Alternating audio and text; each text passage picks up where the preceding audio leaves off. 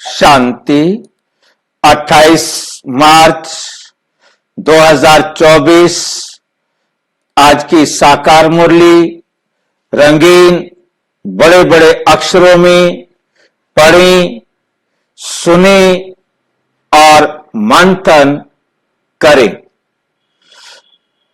हम रोजाना प्रातः 6 बजे, साढ़े 4 बजे मुरली मंथन करते हैं और साथ साथ शाम को 5 बजे सहज राजयोग के कोर्स का भी मंथन करते हैं। आप एक ही इसी लिंक पर तीनों में जुड़ सकते हैं और YouTube पर भी जुड़ सकते हैं। दोनों ही लिंक इसी वीडियो के डिस्क्रिप्शन बॉक्स में दिए हैं। यदि आपको लिंक प्राप्त नहीं हो रहा है तो आप इसी वीडियो में जो आप देख रहे हैं इसके नीचे एक लाइन चल रही है, उसमें व्हाट्सएप नंबर दिया हुआ है। आप उस पर लिखकर व्हाट्सएप का लिंक क्या बोलते हैं, वीडियो का गूगल मीट पर सामने मुरली सुनने का लिंक ले सकते हैं, यूट्यूब का भी लिंक ले सकते हैं। मुरली मंथन करने से हम सभी को लाभ होता है, क्योंकि क्या बात किसे समझ में आए और उस बात के ऊपर चर्चा करने से सबको हो जाती है।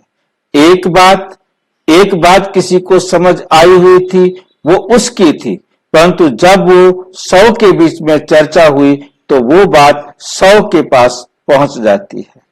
तो हमें समझ लेना है कि हमारी चर्चा का बहुत बहुत महत्व होता है। तो इसलिए मुरली को बहुत अलर्ट होकर के सुने और मुरली सुनते हुए ये बुद्धि में हमेशा रहे कि बाबा हमें पढ़ा रहा है, हमें एक एक बात समझ में आनी चाहिए। यदि स्पष्ट नहीं हो रही है तो उसे चर्चा में लाया जाए, ताकि किसी के द्वारा भी उसका उत्तर हमें मिलेगा, वो सबके लिए हितकारी हो जाएगा। मैं निमित्त मुरली पढ़ रहा हूं, बाकी सभी का बराबर ही दायित्व है कि हम सभी बैठ करके अच्छी तरह समझने का काम करें। ओम शांति।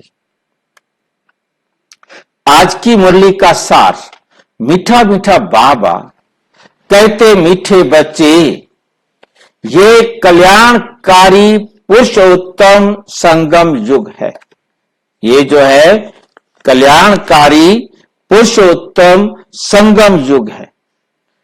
पुरुष उत्तम आत्मा बनाने वाला संगम युग, आत्मा और परमात्मा का मिलन, और परमात्मा के मिलन से सभी आत्माओं का कल्याण होना निश्चित है। इसमें पुरानी दुनिया बदल नई होती है। इसमें पुरानी दुनिया जो है वो हमारी बदल जाती है और नई दुनिया बन जाती है। इस युग को तुम भूलो मत। ये एक ऐसा वंडरफुल पूरे कल्प में युग है, समय है जो कल्याणकारी है। ये वो समय है जहां हम डायमंड बनते हैं, हीरा बनते हैं। जिस जन्म को हीरा जन्म कहा जाता है वो ये युग है, जिसमें परमपिता परमात्मा द्वारा हम अपना एक एक दाग निकालने की विधि सीखते हैं और हम बेदाग हीरा बन जाते हैं। प्रश्न, बाप छोटे बड़े सभी बच्चों को आप समान बनाने के लिए एक प्यार की शिक्षा देते हैं, वो कौन सी? बाबा हम बच्चों को एक प्यार की शिक्षा देते हैं, और क्या करने के लिए? आप समान बनाने के लिए, ताकि हम बाप के समान बन जाएं। वो शिक्षा कौन सी है? बाबा कहते, मीठे बच्चे अब भूले मत करो, अब तुम गलतियां मत करो। यहां तुम आए हो नर से नारायण बनने, तो दैवी गुण धारण करो। तो क्या करो? दैवी गुण धारण करो। किसी को भी दुख मत दो। किसी भी आत्मा को कोई दुख मत दो। भूले करते हैं तो दुख देते हैं।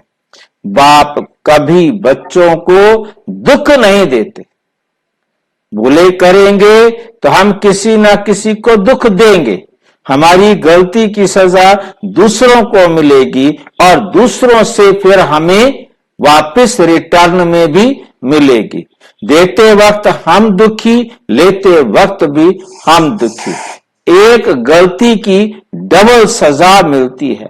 ये वंडरफुल कर्मों की गुह्य गति है। क्योंकि दुख देने वाला पहले खुद दुखी होता है, दूसरों को देता है, फिर दूसरा उस दुख का रिटर्न भी देता है, तब भी दुखी होना पड़ता है। वे तुम्हें डायरेक्शन देते हैं। क्या डायरेक्शन देते हैं? बच्चे, माम एकम याद करो, एक मुझ बाप को याद करो, योगी बनो। योगी बनो का अर्थ है पवित्र बनो। यहां योगी शब्द का अर्थ है पवित्र बनो। जब हम पवित्र बनेंगे तो पवित्र बनने का मतलब किसको याद है? पवित्र बनने का मतलब किसको याद है? बाबा की श्रीमत पर देखना भी, सुनना भी, और फिर बाद में फिर सोच के फिर वैसा ही कर्म करना और बोलना भी। एक्यूरेट जवाब नहीं आया। पवित्र बनने का मतलब क्या है?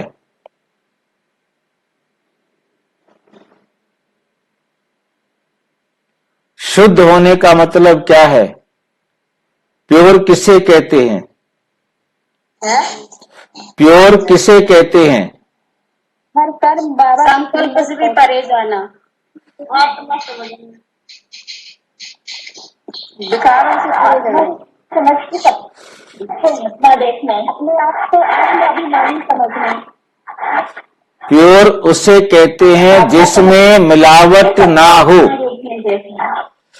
प्योर उसे कहते हैं जिसमें मिलावट ना हो। जिसमें जरा भी मिलावट है तो उसे प्योर नहीं कहेंगे। हमें बहुत अच्छी तरह से समझना है। जिसमें दूध में भी मैंने एग्जांपल दिया कई बार कि शुद्ध दूध में यदि शुद्ध पानी भी मिला दिया तो उसे शुद्ध नहीं कहेंगे। ना वो शुद्ध पानी है, ना वो शुद्ध दूध है, जबकि हमने शुद्ध दूध में शुद्ध आरओ का पानी मिक्स किया है। जरा भी मिलावट नहीं है, तब हम पवित्र हैं। योगी बनना माना पवित्र बनना, पवित्र बनना माना जिसमें जरा भी मिलावट नहीं, अर्थात मैं आत्मा हूं, मेरे पास मेरा कुछ भी नहीं। मेरा शरीर कहा तो मैं अपवित्र हो गया। मेरा कुछ भी सिवाय शिव बाबा के कुछ भी कहा तो मैं अपवित्र हो गया। क्लियर हुआ? कोई डाउट हो तो आपको सब कई बार ये चर्चा किया है, आपको समझ में आ गया होगा, याद आ गया होगा। योगी बनो तो विकर्म विनाश हो जाएंगे। जब तुम पवित्र बनेंगे तब विकर्म विनाश होंगे। स्नेहा बोलो, क्या पूछना है? जी, अगर हमका कभी क्रोध आ गया तो बस उसमें अपवित्रता भंग हो गई। हाँ, बिल्कुल पवित्रता भंग हो गई। क्योंकि आया देह के कारण ना। मतलब बात सारी ये है, देह अभिमान आया तब क्रोध आया, आत्मा को क्रोध नहीं आता। देह भान में आने के बाद, देह अभिमान में आने बाद ही क्रोध आता है। सुनीता पूछो भाई, क्या कह रहे हो? ओम शांति भाई। ओम शांति भाई, एक प्रश्न ये आ रहा है कि सतयुग को तो लक्ष्मण नारायण का राज्य कहते हैं, तो कृष्ण का राज्य कब होगा? कृष्ण का राज्य होता ही नहीं। कृष्ण राजा बना ही नहीं। कृष्णपुरी कृष्णपुरी कुछ भी नहीं, सत्य वैकुंठ कहेंगे कृष्णपुरी को, परंतु मतलब हमारे कृष्ण जो है वो कभी राजा बना ही नहीं। द्वारकापुरी का राजा था, वो कौन था? द्वारकापुरी का राजा सिर्फ कहानियों में है, परंतु कृष्ण तो द्वारका में गया ही नहीं, वो तो हमारी भागवत के अनुसार गया। ठीक है कि नहीं? हमारे कृष्ण को राजा बनने का कोई मतलब नहीं है। कंस को मारा तो राज्य संभाल दिया उसको, अपना कंस के अपने नाना को, कंस के पिताजी को कहो या नाना को, जो जेल में पड़ा हुआ था, क्योंकि कंस ने अपने क्यों कहते हैं? हाँ जी, कृष्णपुरी क्यों कहते हैं? अब देखिए कृष्णपुरी का मतलब समझे बात को। कृष्ण जब जन्म लेता है तो वो वैकुंठ में लेता है, और वैकुंठ जो होता है वो संगम पर होता है, और उस समय वो राजा नहीं बनता है। और जब वो नारायण बन जाता है तो नारायण राज गद्दी पर बैठते हैं, और नारायण जब राज गद्दी पर बैठते हैं तो वन वन वन शुरू हो जाता है। ठीक है ना? क्योंकि द्वापर, ये तो हमारे पास तो दुनिया भर के पुराणों की कहानियां, कल बाबा ने आपने देखा कि मुरली में बाबा ने कितना क्लियर स्पष्ट कर दिया कि दुनिया के जितने भी मनुष्य कृत किताबें हैं वो सारी रॉन्ग हैं, सारे गपोड़े हैं, सारे झूठ हैं, क्योंकि वो अल्पज्ञ बुद्धि मनुष्यों द्वारा लिखे गए जितने भी हमारे शास्त्र लिखे गए वो सारे के सारे द्वापर में लिखे गए, और वो सारे के सारे 50% से कम पवित्र थे। बाकी कम से कम 50% से ज्यादा पवित्र थे। उनकी तरफ से लिखा गया कोई भी साहित्य हमारे पास अवेलेबल नहीं है। हाँ बंटी भाई बोलो, बंटी भाई बोलो, आपने कुछ पूछना है?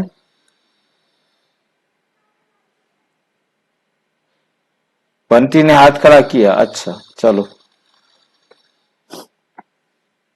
हाँ, हम जो आत्मिक स्वरूप में किसी को देखते हैं, तो हम जो आत्मिक स्वरूप में किसी को देखते हैं, हाँ आत्मा समझ के, तो वो सतयुग और त्रेता में आएंगे क्या, जिनको हम देखते हैं? यदि आपकी दृष्टि सतो प्रधान सतयुगी है तो वो उस दृष्टि को देने के लिए सतयुग में आएंगे।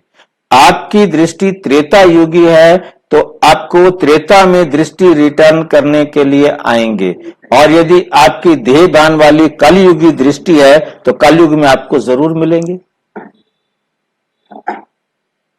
जो दोगे, जितना दोगे, जैसा दोगे वैसा आपको मिलेगा। फिर तो वो भी ज्ञान लेंगे तब ना जाएंगे उसमें। यदि आपने सतो प्रधान अपनी अवस्था बना ली है और सतो प्रधान दृष्टि से आपने कोई भी एक्ट उसके साथ कर दिया है, तो वो उस एक्ट को रिटर्न करने के लिए अपने आप को सतो प्रधान बनाएगा, और आपको वो एक्ट रिटर्न करने के लिए सतयुग में जरूर आएगा। क्योंकि आपने बनाया नहीं तो क्यों मिलेगा आपको? जैसा बनाएंगे वैसा मिलेगा, जैसा देंगे वैसा मिलेगा, जिसको देंगे उससे मिलेगा, जितना देंगे उतना मिलेगा। ये बातें बड़ी सिंपल सी हैं, इनको हमें याद रखना है। ओके, तो योगी बनो तो विकर्म विनाश होंगे। कोई हमारे से विकर्म होगा ही नहीं। जब हम अपने आप को आत्मा समझ लेंगे, आत्मा निश्चित कर देंगे, तो हमारे से कोई विकर्म नहीं होगा। तुम बहुत मीठे बन जाएंगे। मीठा किसे कहते हैं? जो सब के साथ इतना अच्छा व्यवहार करे कि सब उसके व्यवहार से खुश हो जाएं। ओम शांति। जो बच्चे अपने को आत्मा समझ परम पिता परम आत्मा के साथ योग लगाते हैं, अपना संबंध जोड़ते हैं, उनको सच्चा योगी कहा जाता है। क्यों? क्योंकि बाप ट्रुथ है, केवल परम पिता परमात्मा ही सत्य है ना? तो तुम्हारा बुद्धि योग सत्य के साथ है, तुम्हारा बुद्धि योग सत्य परमात्मा के साथ है। वो जो कुछ भी सुनाते हैं सत्य ही है, वो सत्य ही है। योगी और भोगी दो प्रकार के लोग हैं। भोगी भी अनेक प्रकार के होते हैं, योगी भी अनेक प्रकार के होते हैं। तुम्हारा योग तो एक ही प्रकार का है, तुम्हारा योग एक ही प्रकार का है, उन्हों का संन्यास अलग है, तुम्हारा संन्यास ही अलग है। तुम हो पुरुषोत्तम संगम युग के योगी। अंतर समझ रहे हैं हमारे योग को कितनी विशेषता है कि हम हैं पुरुषोत्तम संगम युग के योगी, और वो योगी हैं कलयुग के योगी, वो योगी हैं द्वापर के योगी। सत्ययुग त्रेता में योगी होते नहीं।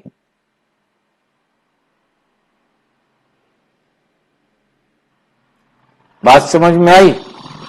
हम हैं पुरुषोत्तम संगम युग के योगी। नशा चढ़ाए थोड़ा सा, इसको नशे को चढ़ाए रखना, याद रखना कि हम सच्चे सच्चे ब्राह्मण पुरुषोत्तम संगम युग के योगी हैं, जहां हमारा योग परम पिता परम आत्मा के साथ है और किसको इस योग का पता ही नहीं। कितनी कमाल की बात है, कितनी वंडरफुल बात है, कितनी है ना क्या बोलते हैं डिवाइडिंग लाइन है। और दुनिया में किसी को भी इस योग का पता ही नहीं कि हम पावन योगी हैं या पतित भोगी हैं। ये भी बच्चे नहीं जानते, ये बच्चे जानते नहीं, ये भी बच्चे जानते नहीं। बाबा तो सबको बच्चा बच्चा कहते हैं, क्योंकि बाप जानते हैं कि हम बेहद आत्माओं का पिता हूं। बेहद एक जना कोई बताएगा मुझे? बेहद आत्माओं का पिता, बेहद किसे कहते हैं? जिसको मालूम हो। पिता सारी आत्माओं का पिता। हाँ, संपूर्ण आत्माओं का पिता। ठीक है। हाँ जी, सवाल। हाँ बोलो। ऑल टाइम रहता है ये संस्कृत में, लेकिन फिर कैसे गलती हो जाती है सडनली ना चाहते हुए भी? नहीं, मेरे को पहली लाइन समझ में नहीं आई। मतलब हर समय बाबा की मुरली को सुनते हैं सुबह में भी, उसके बाद नशा तो ऑल टाइम रहता है कि हम भगवान के बच्चे हैं, अपने आप को श्रेष्ठ समझते हैं ऑल टाइम, फिर लेकिन कभी गलती हो कैसे जाती है? ये चीज आत्मिक स्वरूप कैसे भूल जाते हैं? अभी मन मना भाव करने की जरूरत है। सुना और अभी उसको हम स्वीकार कर रहे हैं, परंतु धीरे धीरे जब बुद्धि को एक्सेप्ट हो जाएगा कि ये जितने भी मेरे देह के संबंधी हैं ये आत्माएं हैं, वो अभी बुद्धि को एक्सेप्ट नहीं किया, ज्ञान एक्सेप्ट हुआ, परंतु बुद्धि को अभी वो ज्ञान अच्छी तरह बैठकर समझाया नहीं, मन मना भाव किया नहीं कि ये जितने भी देहधारी हैं, देह के संबंधी हैं, ये सब आत्माएं हैं। क्योंकि हम उनको अपना समझ लेते हैं, इसलिए बाबा ने कहा कि पवित्र बनो, मीन्स जरा भी मेरा किसी को कहना नहीं। आपको अभी तक, हमें भी सभी के लिए है कि अभी तक भी हम मेरा बेटा, मेरा पति, मेरी पत्नी, मेरा घर, मेरा पर्स, ये अभी तक नहीं गया। यही बात बाबा कह रहे हैं कि ये मेरा जब खत्म होगा ना तब होगा। अब मेरा कब खत्म करेंगे, कैसे खत्म करेंगे, ये हर आत्मा का अपना पुरुषार्थ है। क्या हम बेहद आत्माओं का पिता हूं? परम पिता परमात्मा कहते बेहद माना कंप्लीट, बेहद माना संपूर्ण, मैं संपूर्ण सर्व आत्माओं का पिता हूं। और तुम यह समझते हो कि हम आत्मा सब आपस में भाई भाई हैं। बाबा ने कह दिया कि बच्चे समझते हो कि हम आत्मा सब आपस में भाई भाई हैं, परंतु हम भाई भाई समझते नहीं, स्वीकार नहीं किया अभी बुद्धि से।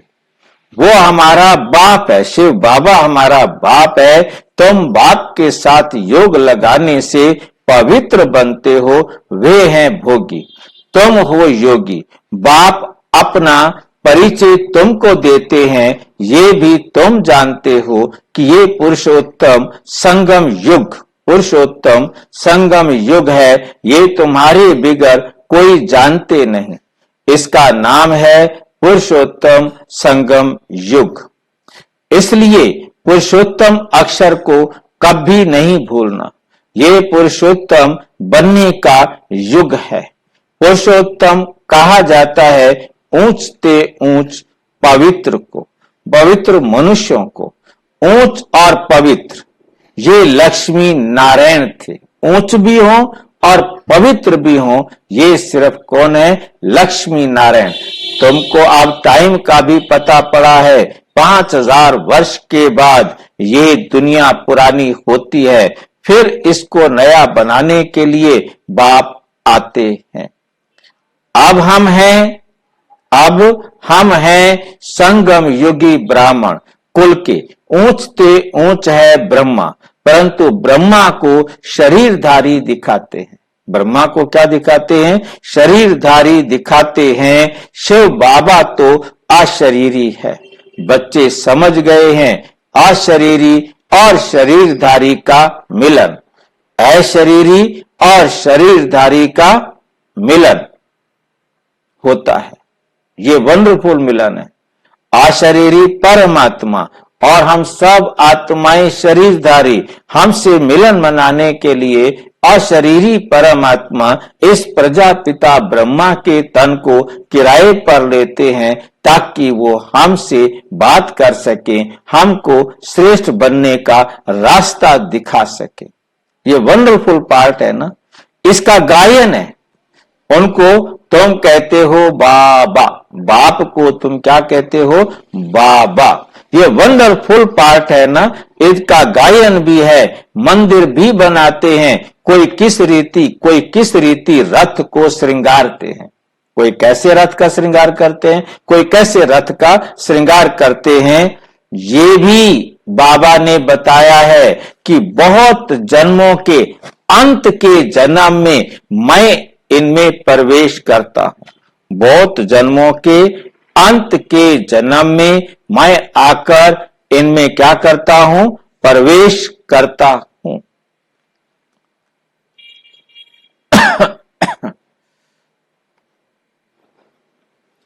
कितना क्लियर समझाते हैं। पहले पहले भगवानोवाच कहना पड़े, पहले पहले भगवानोवाच कहना पड़े, फिर मैं बहुत जन्मों के अंत में सभी राज बच्चों को ही समझाता। हाँ जी भाई जी, भगवानोवाच क्या होता है? भगवान द्वारा कहा गया। वाच, भगवान वाच, भगवान द्वारा वो लग जाता है ना, भगवानोवाच, भगवान द्वारा कहा गया। गीता में लिखा है, श्रीमद् भागवत गीता में भी लिखा है भगवानोवाच, भगवान ने कहा। पहले पहले भगवानोवाच कहना पड़े। बाबा कहते हैं हर चित्र के ऊपर जो भी बात लिखो उसके ऊपर लिख दो भगवानोवाच। और भगवानोवाच के लिए भी बाबा कहते खाली भगवानोवाच नहीं लिखो, उनको समझ में नहीं आएगा, उनको लिखो शिव भगवानोवाच। जब आप ऐसे लिखें और वो कोई ऐतराज करे तो कहो जी मैंने नहीं कहा है, शिव भगवान ने कहा है, पकड़ लो उसको, जेल में ले जाओ। मतलब एक बार किसी मुरली में मतलब कोई बात ऐसी लगी कि वो गवर्नमेंट में कंप्लेंट की गई कि ये जो है ना ब्रह्मा कुमारीज वाले ऐसा बोलते हैं। वो बात मुझे याद नहीं आ रही है, पहले मुझे याद थी, वो बात काफी टाइम हो गया तो मुझे आपकी बात पर याद आ गया। तो उसके बाद और ब्रह्मा बाबा को भगवान के ना वो समन लेकर के वहां पहुंच गए। बोले जी देखो मैंने तो कुछ नहीं कहा। ब्रह्मा बाबा ने कहा मैंने कुछ नहीं कहा, मेरे शरीर में आता है, अब उसने क्या कहा है वो मैं जिम्मेदार नहीं हूं उसका। तो बोले जी उससे उसको सम्मान दे दो। बोले जी वो मैं तो उसको कब आता है कब नहीं आता हमें नहीं पता, जब आएगा तो आप उनको सम्मान दे देना। मतलब उनको समझा दिया अच्छी तरह से, मतलब कि भी मैं तो बोलता ही नहीं हूं, ब्रह्मा बाबा ने अपनी जान छुड़ा ली, मैं नहीं बोलता। कौन बोलता है? मेरे अंदर वो आता है, वो आकर बोलता है, मेरे को तो पता ही नहीं। उसको पकड़ लो, जाके पकड़ सकते हो। आप भी अपनी जान छुड़वा दिया करो, कह दिया करो, किसने कहा? शिव भगवानो वाच का। बाबा कहते हैं हर चित्र पर लिख दो और मेरे को आके पकड़े क्या कहते हैं। तुम कहोगे कि हम कह रहे हैं तो वो नहीं मानेंगे, परंतु शिव भगवानोवाच कहेंगे तो वो मानेंगे।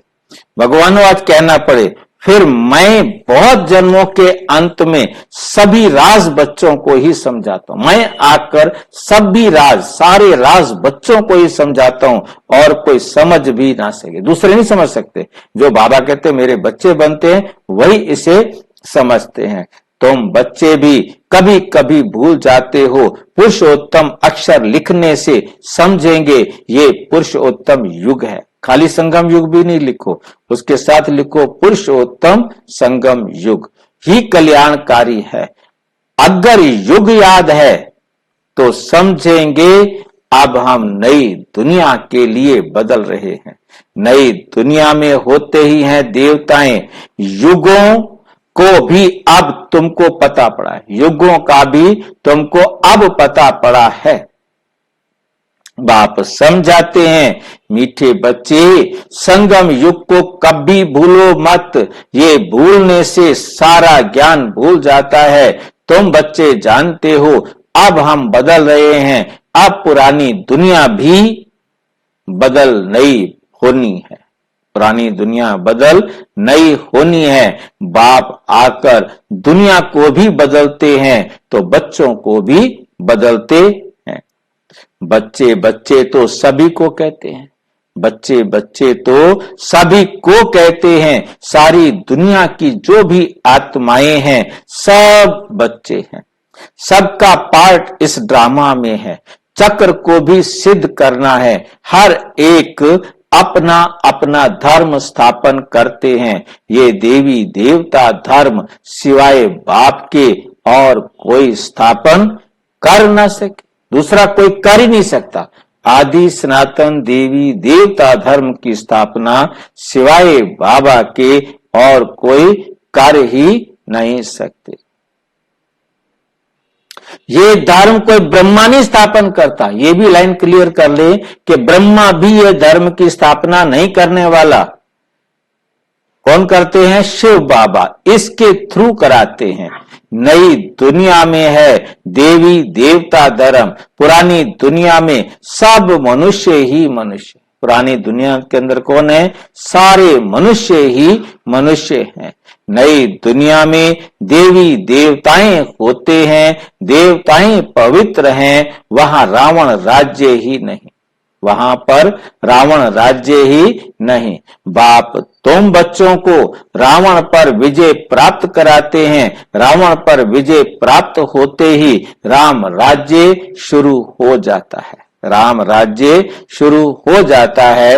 राम राज्य नई दुनिया को और रावण राज्य पुरानी दुनिया को कहा जाता है। राम राज्य कैसे स्थापन होता है ये तो तुम बच्चों के सिवाय कोई जानते नहीं, तुम बच्चों के सिवाय कोई जानते नहीं। रचयिता बाप बैठ तुम बच्चों को रचना का राज समझाते हैं। किसका राज समझाते हैं? रचना का राज समझाते हैं। बाप है रचयिता, बीज रूप, और बीज को कहा जाता है वृक्षपति, वृक्ष का स्वामी। अब वे जड़ बीज, दुनिया वाले जो पेड़ होते हैं उनका जो जड़ बीज होता है उनको तो ऐसे नहीं समझेंगे, उनको तो अपने पेड़ का पिता नहीं समझेंगे ना, वृक्षपति तो नहीं समझेंगे ना। तुम जानते हो बीज से ही सारा झाड़ निकलता है। सारे विश्व को कितना बड़ा झाड़ है, सारे विश्व का कितना बड़ा, सारे विश्व का। विश्व में केवल पृथ्वी नहीं आती है, हमें बहुत अच्छी तरह से समझ लेना है, चाहे उसे कोई भी नाम दिया जाए। ये झाड़ जो है ये सारे ब्रह्मांड का ज्ञान है, सारे ब्रह्मांड का। विश्व का कितना बड़ा झाड़ है, वो है जड़ और ये है चैतन्य, सत्य चित आनंद स्वरूप, सच्चा और चित्त को आनंद देने वाला परम पिता परमात्मा मनुष्य सृष्टि का बीज बाप, बीज रूप बाप है। उससे कितना बड़ा झाड़ निकलता है। मॉडल तो छोटा बनाते हैं ना, मॉडल तो छोटा ही बनाएंगे ना, बाकी इतना बड़ा झाड़ है उसको हम सबको दिखा तो नहीं सकते ना। ऊंच ते ऊंच बाप नॉलेज फुल है, उन झाड़ों की नॉलेज बहुतों को होती है। दूसरे जो झाड़ होंगे, नीम का है, किकर का है, बबूल का है, किसका किसका झाड़ है, वो उनका ज्ञान बहुतों को होता है। उसकी नॉलेज तो, और इसकी नॉलेज तो सिर्फ एक बाप के पास, और किसी को है ही नहीं है नॉलेज। अब बाप ने तुम्हें हद की बुद्धि बदल बेहद की बुद्धि बना दी है। पहले हमारी हद की बुद्धि थी, हम अपने परिवार तक, अपनी बिरादरी तक, अपने गांव तक सीमित थे, और अब बाबा ने हमें क्या बना दिया? बेहद की बुद्धि बना दी है। तुम इस बेहद के झाड़ को जान गए हो। अब हमारी बुद्धि इतनी बड़ी हो गई है कि हम पूरे यूनिवर्स के बारे में जानते हैं कि कब कब क्या क्या कैसे कैसे होता है। कितना बड़ा पोलार इस झाड़ को मिला हुआ है। पोलार कहा जाता है आकाश को। कितना बड़ा पोलार, कितना बड़ा आकाश इस वर्ल्ड ड्रामा को मिला हुआ है। बाकी तो छोटे छोटे ड्रामा होते हैं, ये सबसे बड़ा ड्रामा है। और कितना बड़ा पोलार आकाश इस झाड़ को मिला हुआ है। बाप बच्चों को बेहद में ले जाते हैं। अब सारी दुनिया ही पतित है, सारी सृष्टि ही हिंसक है। हिंसक मतलब दुख देने वाली बन गई है, एक दो की हिंसा करने वाले हैं। कितने बड़े बड़े गुट बनते जा रहे हैं, बड़े बड़े देश, सारा विश्व जो है दो हिस्सों में बढ़ता जा रहा है, एक रशिया और एक अमेरिका। मतलब बाकी तो छोटे छोटे गुट है ही हैं, और वो गुट भी इन दोनों में से होड़ लगी पड़ी है कि मेरे साथ ये, मेरे साथ ये, मेरे साथ ये, मेरे साथ। अब तुम बच्चों को ज्ञान मिला है अहिंसक, सिर्फ एक ही देवता धर्म होता है सतयुग में। सतयुग में सभी पवित्र सुख शांति में थे, सारे पवित्र थे, सुख शांति में थे, रहते हैं। सब मनोकामनाएं 21 जन्म के लिए पूरी हो जाती हैं। सतयुग में कोई कामना नहीं, अनाज आदि सब कुछ अथाह मिल जाता है। ये बॉम्बे पहले नहीं थी। देवताएं खारे सागर के किनारे जमीन पर नहीं रहते। मीठी नदियां जहां थी वहां देवताएं थे। मनुष्य थोड़े थे, एक एक को बहुत जमीन होती है, एक एक को बहुत जमीन होती है। सतयुग में है ही वॉइसलेस वर्ल्ड। इस योग बल, तुम योग बल से विश्व की राजाई लेते हो। इसको ही, उसको ही राम राज्य कहा जाता है। पहले पहले नया झाड़ बहुत छोटा होता है। पहले थोड़ में एक धर्म था, फिर फाउंडेशन से 3 ट्यूब निकलती हैं, एक जैसे फाउंडेशन है देवी देवता धर्म का। थोड़ से टालियां छोटी छोटी निकलती हैं। अब तो इस झाड़ का थोड़ ही नहीं है, अब इस झाड़ का, अब तो इस झाड़ का थोड़ ही नहीं है, और कोई ऐसा झाड़ होता ही नहीं है। इनका मिसाल भी बड़ के झाड़ से एक्यूरेट है। बाबा ने कहा इसका मिसाल बड़ के झाड़ से एक्यूरेट है। बड़ का झाड़ देखा है आप सबने? बड़ का पेड़ देखा है कलकत्ता में जो है? नहीं देखा भाई जी। नहीं देखा है, ठीक नहीं। बैनियन ट्री या बड़ के पेड़ को मैं ज्ञान में आने से पहले, हाँ जी, देखा है किसी? देखा भाई। बहुत अच्छी बात है, देखा है तो। परंतु जब मैं अपना बता रहा हूं, नहीं, गांव में नहीं, बड़ का पेड़ कलकत्ता वाला जिसका यहां पर जिक्र है। मैं वो समझाने की कोशिश करूंगा, क्योंकि पहले मेरे को ध्यान नहीं था, नहीं तो मैं निकाल के दिखाता, तो उसको मैं दिखा देता। नेट पर आप इस पेड़ को देख सकते हो, गूगल में, वहां आप लिखेंगे बैंगन ट्री कलकत्ता या बड़ का झाड़ पेड़ कलकत्ता, तो आएगा, कलकत्ता लिखना है उसके साथ में। तो मैं ज्ञान में जिस दिन मैंने ब्रह्मा कुमारी में जाकर पहला नाश्ता किया था, उसी दिन ये बड़ का पेड़ भी देखा था, बाबा की दुकान को भी देखा था, तो कलकत्ता से ही मेरे को ये ज्ञान का बीज डला था। तो वहां पर क्योंकि मेरे साथ जो ब्रह्मा कुमार भाई थे, वो रात को रुकने के लिए, रात को तो हम पहुंचे थे, तो रात को उसने फोन किया था सवेरे वहां कलकत्ता के सेंटर पर कि भी है ना, हम सवेरे मैं नाश्ता करूंगा। तो मैंने कहा गुरुद्वारे में लंगर चलता होगा, कह दे मैं भी नाश्ता करूंगा। अब उसको, मुझे क्या पता ये ब्रह्मा कुमारियों के क्या नियम है क्या नहीं है, पर तो उसने उनको बता दिया। सवेरे सवेरे हमने नाश्ता किया और उसके बाद वो बड़ का पेड़ देखने के लिए ले गया मुझे, क्योंकि उसको इच्छा थी कि मैं कलकत्ता आया हूं तो बड़ का पेड़ देखूं। तो इस बड़ के पेड़ के पास जाकर के जब हमने देखा, वो 1000 वर्ष बस चीन यात्री हीनयान पायान जब भारत में आए थे, उसका वहां पर जिक्र है कि उसने भी अपनी बुक में उस पेड़ का जिक्र किया है। वो इतना पुराना जो है ना पेड़ है। और उस पेड़ की दूसरी विशेषता यह है कि वो गवर्नमेंट के बॉटनिकल गार्डन में है, और उस गार्डन में उस पेड़ के जो विशेषता है कि उसका तना नहीं है, क्योंकि उस तने को फंगस लग गया था, जड़ को फंगस लग गया था। तो जो बड़ के पेड़ को तो आपने देखा हुआ है कि उसकी टहनी जैसे आगे चली जाती है तो उससे दाढ़ी निकल जाती है, तो उसको पीछे से काट दिया गया। एक डाली इधर गई, उसको काट दिया, दूसरी डाली दूसरी तरफ गई, उसको बस जितनी डालियां बाहर निकली वो अपनी दाढ़ी के ऊपर खड़ी हो गई, और पीछे से उनके तने को जो है ना काट दिया, और जहां उसका जड़ थी उस जगह पर एक सीमेंटेड चबूतरा बना दिया है और लिख दिया है कि फंगस के कारण इसके तने को काट दिया गया था, और ये जो है ना जगह है जहां उसका तना था। अब वो टालियां सारी की सारी खड़ी हैं, जो टालियां गई हैं वो सारी की सारी खड़ी हुई हैं अपनी दाढ़ी पर, और वो बहुत ज्यादा फैलता जा रहा था, तो उसको चारों तरफ से मतलब वो कर दिया गया है, बाउंड्री लगा दी है और पक्का कर दिया है, ताकि इसकी जड़ें और दाढ़ियां आगे और ना बढ़ती जाएं, क्योंकि जितना फैलता जाएगा उसके आगे फैलाव को रोकने के लिए उसे सीमित कर दिया गया है। और काफी बड़ा एरिया, मतलब काफी जगह पर मैंने उसके चारों तरफ घूम करके देखा, अंदर जाकर के देखा, और वो काफी, क्योंकि उस टाइम तो मैं तो उस टाइम तो इस रीति से देख रहा था, वो अपनी रीति से देख रहा था, क्योंकि वो ब्रह्मा कुमार था, मैं तो ब्रह्मा कुमार नहीं था उस टाइम पर। तो हमने उस समय उसको देखा। अब हमें समझ में आ रहा है, बाबा कहते हैं ये एक्यूरेट कैसे है कि उसका तना नहीं है।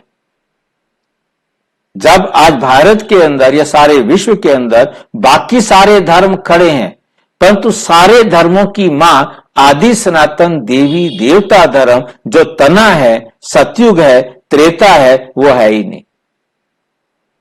इसलिए बाबा कहते ये झाड़ का पेड़ उसके साथ एक्यूरेट मिलता है। इसके ऊपर बहुत सारी वीडियो आपको YouTube पर मिल जाएंगी, बहुत सारे चित्र मिल जाएंगे। मेरे को ध्यान होता तो मैं पहले आपको निकाल करके दिखा देता, परंतु आप इसे आराम से देख सकते हैं, या अगली वीडियो जब बनाऊंगा तो उसमें मैं इसको दिखा दूंगा। तो हमें समझ में आ गया होगा कि बड़ के पेड़ का क्या मतलब है। लेकिन थोड़ा है ही नहीं।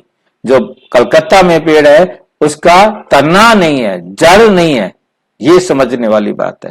सूखता भी नहीं है, सारा झाड़ हरा भरा खड़ा है।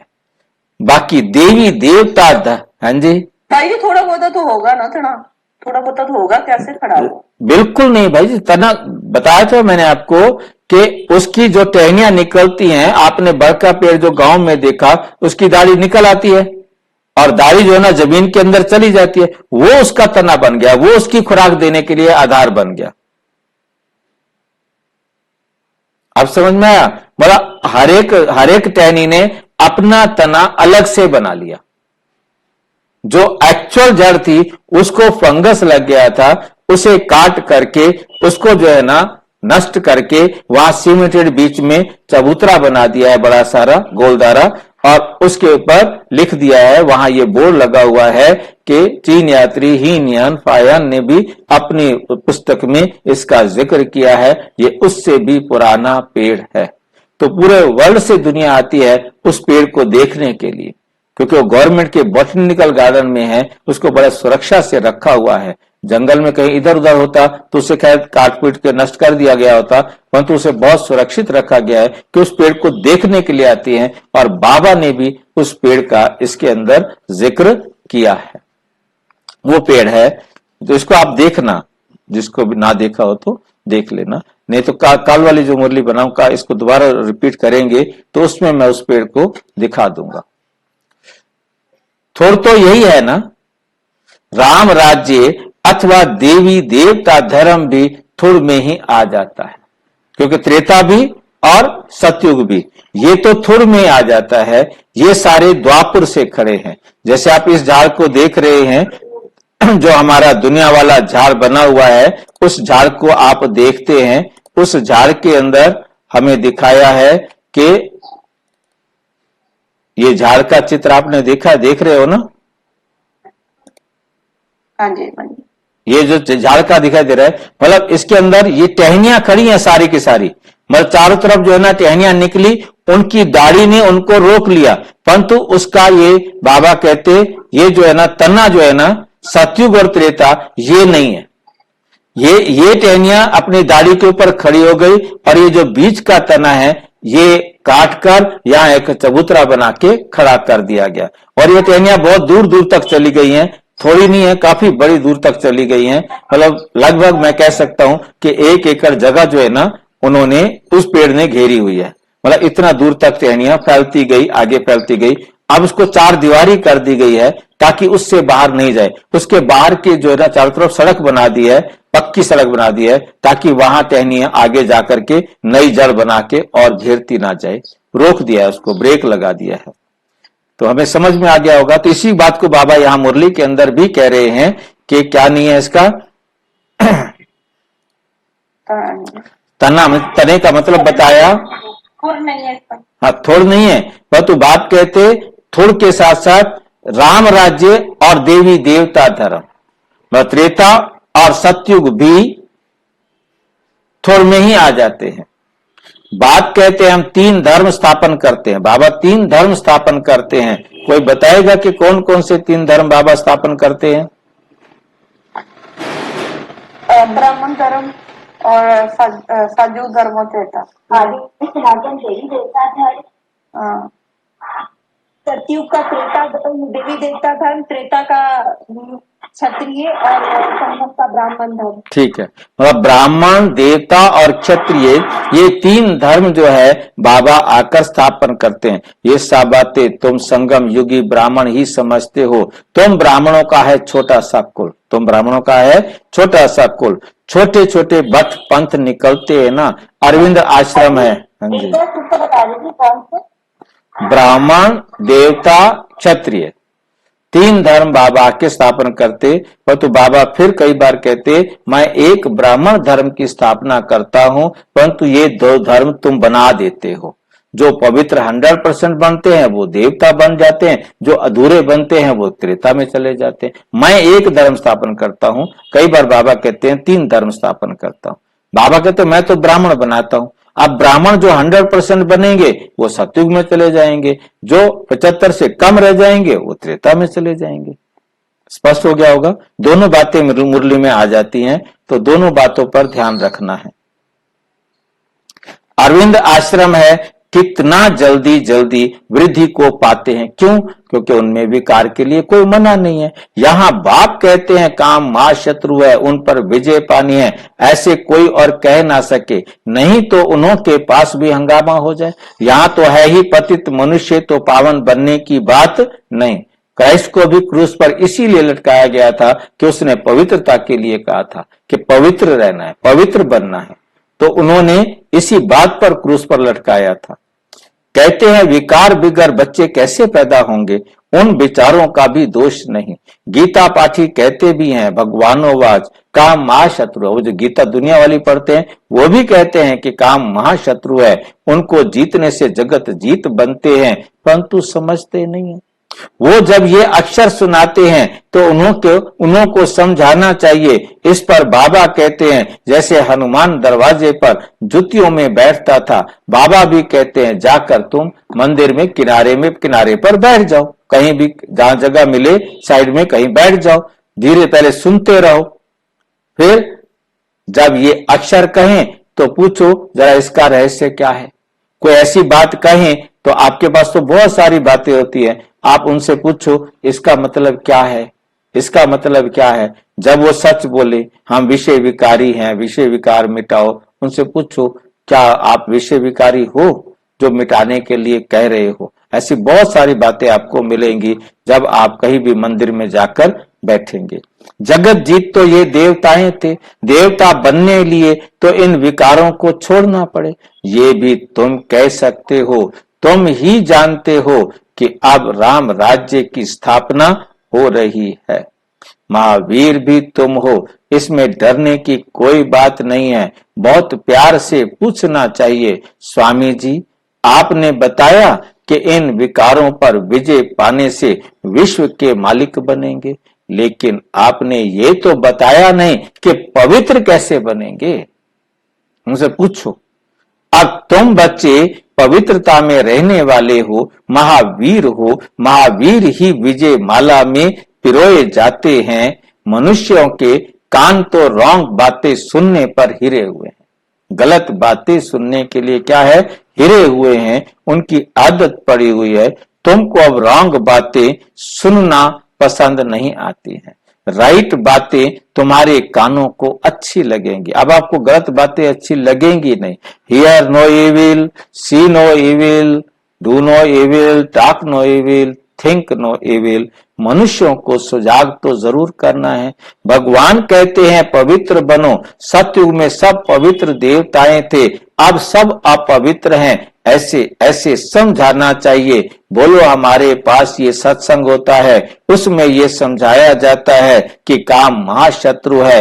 अब पवित्र बनना चाहते हो तो एक युक्ति से बनो, अपने को आत्मा समझ भाई भाई की दृष्टि पक्की करो।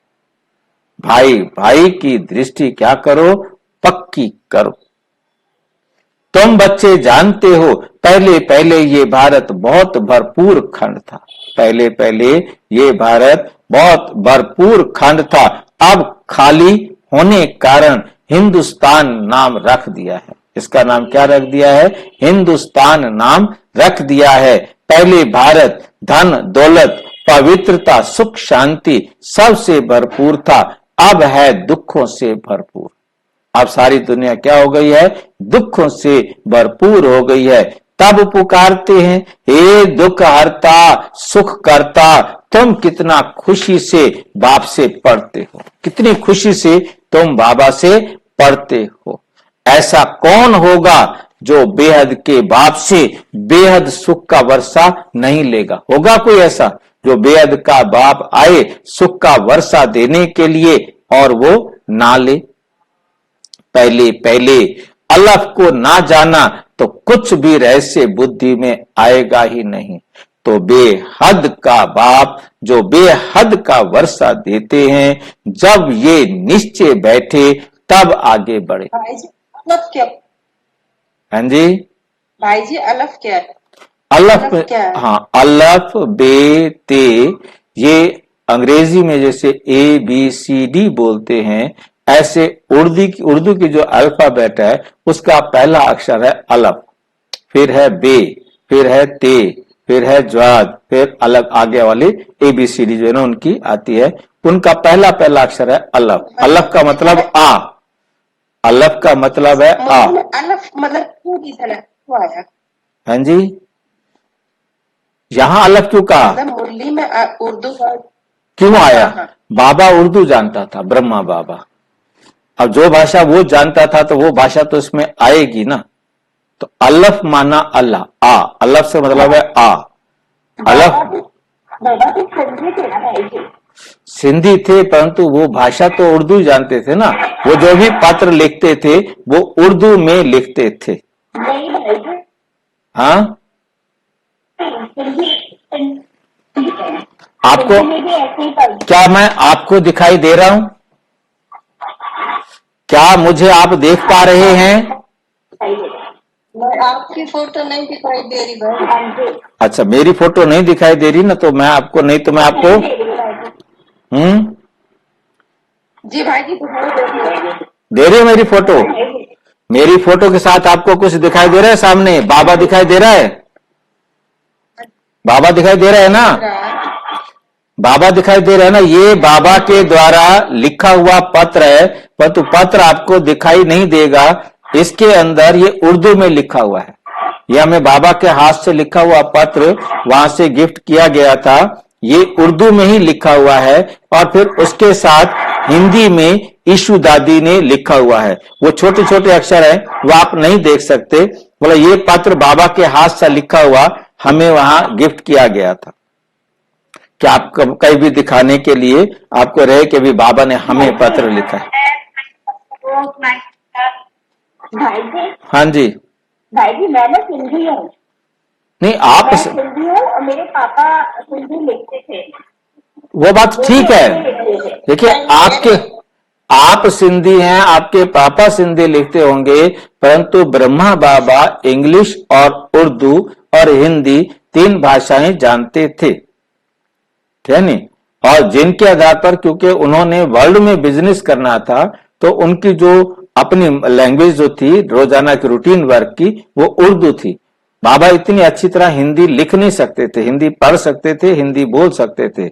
और यहां आपने बात किया तो मैं आपको बता दूं कि हिंदी उर्दू की बेटी है। हिंदी का जन्म तो मतलब बाबा फिर ब्रह्मा बाबा फिर मुस्लिम थे या फिर सिंधी थे? भाई मेरे सिंधी थे, परंतु पाकिस्तान के प्रभाव में मेरे पापा, चाहे वो पाकिस्तान से आए तो 5 साल के थे, परंतु वो भी उर्दू लिखते थे। अब ये तो मतलब पाकिस्तान और इंडिया इकट्ठा था ना? इकट्ठा था, और वहां पर जो मुसलमानों का प्रभाव था, जो मुसलमानों के उस टाइम अंग्रेज उर्दू पढ़ाई जाती थी स्कूलों में, उर्दू एक सब्जेक्ट हुआ करता था, ठीक है ना?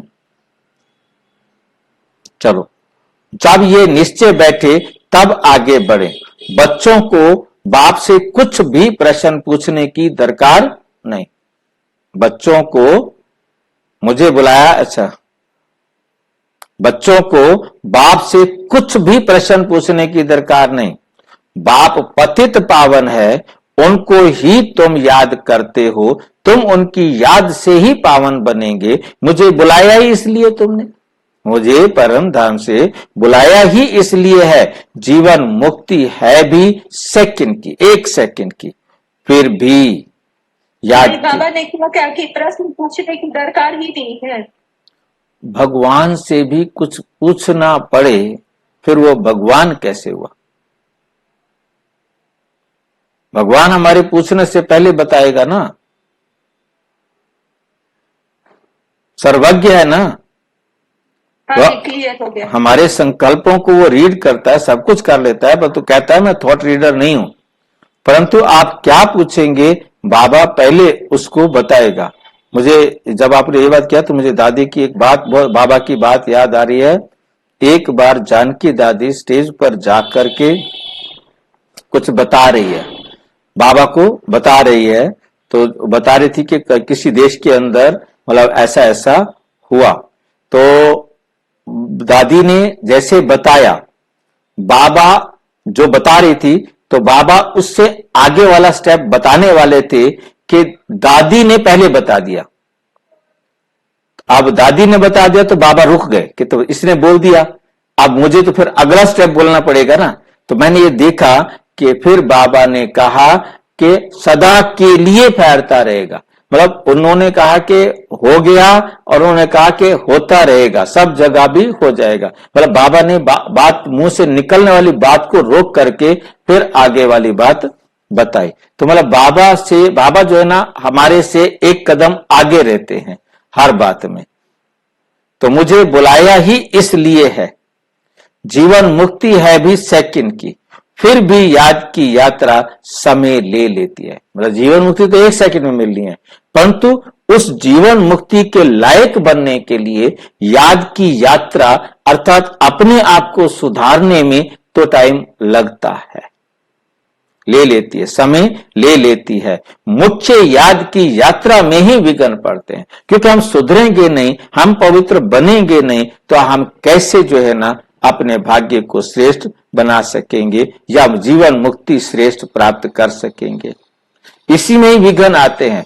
आधा कल्प देह अभिमानी रहे हैं, अब एक जन्म देही अभिमानी बनने में ही मेहनत है। इनके लिए ब्रह्मा बाबा के लिए भी बहुत सहज है। तुम बुलाते भी हो बाप दादा, ये भी समझते हैं बाप की सवारी हमारे सिर पर है। ब्रह्मा बाबा को ये भी समझता है ब्रह्मा बाबा कि मेरे सिर पर शिव बाबा की सवारी है। बहुत उनकी महिमा करता हूं, बहुत प्यार करता हूं। बाबा आप कितने मीठे हो, हमको कलप कलप कितना सिखलाते हो, फिर आधा कलप आपको याद भी नहीं करेंगे। कितनी अच्छी बात बाबा को कह रहा है, बाबा हम आपको फिर आधा कलप याद नहीं करेंगे, अब तो बहुत याद करता हूं। कल हमारे में कुछ भी ज्ञान नहीं था, जिसकी पूजा करते थे हमको ये थोड़ा ही मालूम था कि हम ये बन जाएंगे। कल मैं विष्णु की पूजा करता था, परंतु मुझे ये पता नहीं था कि मैं ही विष्णु बनूंगा। योगी बनने से फिर ये देवी देवता बन जाएंगे, पवित्र बनेंगे तो देवी देवता बन जाएंगे। मेरे में सब बच्चे हैं, मेरे भी सब बच्चे हैं। ये बाबा बहुत प्यार से बच्चों को संभालते हैं। मतलब ब्रह्मा बाबा भी क्या समझते हैं कि मैं भी इन सब का फोर फादर हूं, ग्रेट ग्रेट ग्रैंडफादर हूं, और मैं कितना प्यार से बाबा ब्रह्मा बाबा सब बच्चों को संभालते हैं, इनकी पालना करते हैं। ये भी हमारे समान नर से नारायण बन जाएंगे, क्योंकि सभी नर नारायण बनेंगे, सब नारियां लक्ष्मी बनेंगे। मेरे समान नर से नारायण बन जाएंगे। लैंग्वेज समझ में आ रही है? ये भी नर से नारायण बनेंगे, मैं नारायण बनूंगा, ये भी नारायण बनेंगे। चाहे वहां जाकर प्रजा बने, चाहे साथी बने, चाहे कुछ बने, सभी नर वहां नारायण होते हैं, सब नारियां वहां लक्ष्मी होते हैं। हाँ जी भाई जी, बाबा तो बहुत खुश हुए होंगे जब इतनी बात सुनी। हाँ, बाबा बोल रहे हैं, बाबा खुद कह रहे हैं, ब्रह्मा बाबा खुद बोल रहे हैं। ये शिव बाबा तो बस बैठा है, देख रहा है कि मेरा बच्चे को नशा चढ़ा हुआ है, बोलने दो, कोई बात नहीं। ये ब्रह्मा बाबा बोल रहे हैं, ये भी हमारे समान नर से नारायण बन जाएंगे। ब्रह्मा बाबा खुद कह रहे हैं। यहां तुम आए ही हो, इसलिए कितना समझाता हूं, बच्चे बाप को याद करो, दैवी गुण धारण करो, खान पान की संभाल करो। नहीं करते हैं तो समझता हूं शायद अभी समय पड़ा है। कुछ ना कुछ भूलें तो होती रहती हैं। छोटे बड़े बच्चों को प्यार से समझाता हूं, बच्चे भूले मत करो, किसको दुख मत दो, भूल करते हो गोया दुख देते हो। बाप कभी भी दुख नहीं देते हैं, वे तो डायरेक्शन ही देते हैं। माम एकम याद करो तो विकर्म विनाश हो जाएंगे, बहुत मीठा बन जाएंगे। ऐसा मीठा बनना है, दैवी गुण धारण करने हैं, पवित्र बनो। यहां अपवित्र के आने का हुक्म नहीं, अपवित्र को यहां आने का हुक्म नहीं है। कभी कभी आने देते हैं, वे भी अभी। जब बहुत वृद्धि हो जाएगी तो कह देंगे ये है tower of purity, tower of silence. ऊंचते ऊंच है ना, अपने को आत्मा समझ बाप को की याद में रहना है। ये है हाईएस्ट पावर। वहां बहुत साइलेंस रहती है। आधा कलप कोई झगड़ा आदि नहीं होता है। यहाँ कितना झगड़ा आदि होता है, शांति हो ना सके। शांति का धाम है मूल वतन, मूल वतन है शांति का धाम, शांति का धाम है मूल वतन। फिर शरीर धारण कर विश्व में पाठ बजाने आते हैं तो वहां भी शांति रहती है, वहां भी शांति रहती है। एक शांति होती है मूल वतन में, एक शांति होती है सुख धाम में। दोनों शांति का अंतर आप सभी समझते हैं ना? मूल वतन की शांति और सुख धाम की शांति में क्या अंतर है? पता है कि नहीं पता? मूल वतन की शांति में शब्द नहीं होते, संकल्प नहीं चलते हैं। हाँ। जीवन में संकल्प भी चलते हैं, फिर आत्मिक स्वरूप में होते हैं तो वो शांति होती है, आत्मिक स्वरूप वाली। हाँ, बस परम धाम में जो शांति होती है वहां संकल्प नहीं होते, एकदम शांति होती है। और सुख धाम में संकल्प होते हैं, परंतु संकल्प बहुत धीमी गति के होते हैं, इसलिए यहाँ की शांति होती है धीमी गति वाली। संकल्प, क्योंकि परम धाम से बाहर बिना संकल्प के नहीं रह सकते, परंतु यहाँ संकल्प जो है धीमी गति के हो जाते हैं। 1 मिनट में जितने कम संकल्प आएंगे, क्योंकि सामान्य 10 से 15 होते हैं, और उससे जितना कम संकल्प आएंगे उतना शांति का अनुभव करेंगे, और जितना 15 से ज्यादा संकल्प होंगे उतना अशांति या टेंशन का अनुभव करेंगे। आत्मा का स्वधर्म ही शांति है, जीरो नहीं हो सकता। मतलब दादी जानकी का बताया था कि 4-5 तक चले जाते हैं, परंतु 4-5 तक, 3 तक 1 मिनट में आए तो समझो कि बहुत शांत आत्मा है। तुम शांति की शिक्षा पाते रहते हो। कोई गुस्से में होता है तो सबको अशांत कर देता है। इस योग बल से तुम्हारे से सारा किचड़ा निकल जाता है। पढ़ाई से किचड़ा नहीं निकलता, याद से सब किचड़ा भस्म हो जाता है, कट निकल जाती है। बाप कहते हैं कल तुमको शिक्षा दी थी, कल तुमको शिक्षा दी थी, क्या तुम भूल गए हो? 5000 वर्ष की बात है, वे लाखों वर्ष कह देते हैं, लाखों वर्ष कह देते हैं। अब तुमको झूठ और सच के फर्क का पता पड़ा है।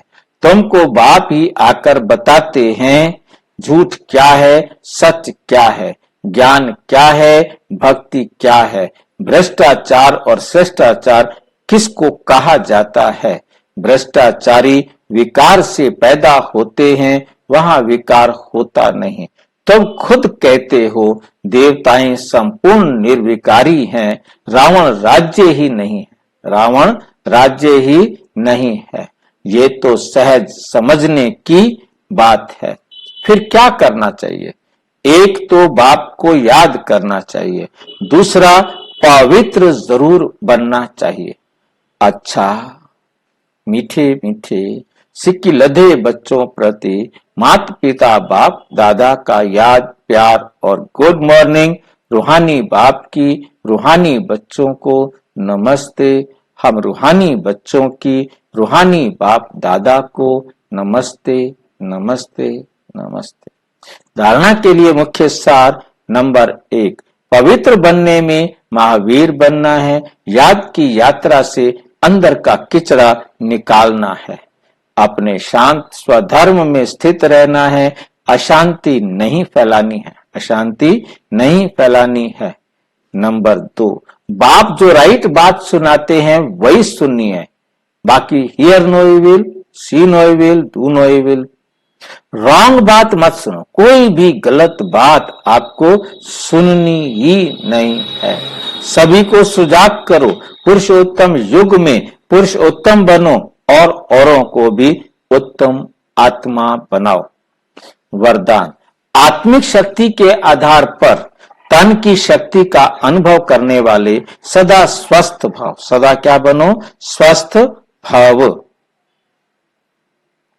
इस अलौकिक जीवन में आत्मा और प्रकृति दोनों की तंदुरुस्ती आवश्यक है। आत्मा भी और शरीर भी। प्रकृति का मतलब है शरीर।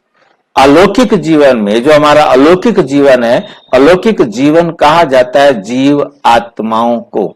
जब हम आत्माएं शरीर में हैं, तो यहाँ प्रकृति शब्द प्रयोग किया है, ये शरीर के लिए प्रयोग किया है। अलौकिक जीवन में आत्मा और प्रकृति दोनों की तंदुरुस्ती आवश्यक है। जब आत्मा स्वस्थ है तो तन का हिसाब किताब व तन का रोग सूली से भी कांटा बनने के कारण, स्वास्थिति के कारण स्वस्थ अनुभव करते हैं। उनके मुख पर चेहरे पर बीमारी के कष्ट के चिन्ह नहीं रहते। कर्म भोग के वर्णन के बदले कर्म योग की स्थिति का वर्णन करते हैं। वे परिवर्तन की शक्ति से कष्ट को संतुष्टता में परिवर्तन कर संतुष्ट रहते और संतुष्टता की लहर फैलाते हैं। संतुष्टता की लहर फैलाते हैं।